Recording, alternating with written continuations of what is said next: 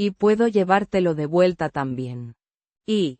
A conjunction meaning, and.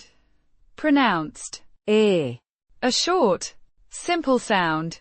It connects clauses or ideas, adding an element to what's already been said. Here, it adds the action of returning something to the previous statement. Implied. Puedo. The first person singular form of the verb. Poder. Meaning, can, or, to be able to. Pronounced. Pway-doh. With the De. Softer than in English. It indicates the speaker's ability to perform the action of returning something. Llevártelo. This is the infinitive verb. Llevar. To carry or take, conjugated in the first person singular and incorporating the pronoun. Te.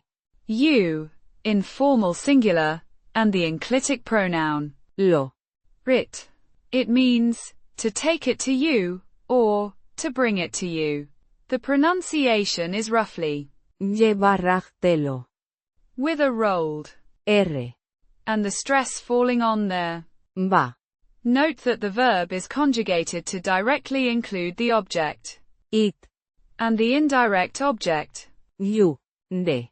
a preposition meaning of, or, from. Pronounced. De. A very simple sound. Here, it indicates the origin of the return. The thing is being taken from somewhere. Vuelta.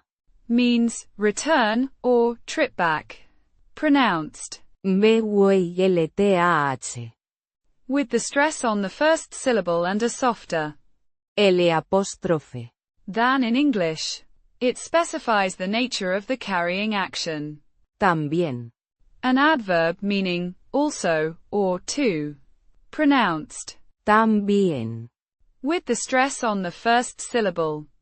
It adds to the overall meaning, indicating this action is in addition to something else.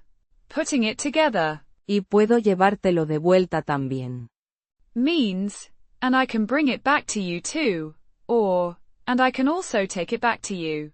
It's a polite and helpful phrase indicating an additional action for the benefit of the recipient.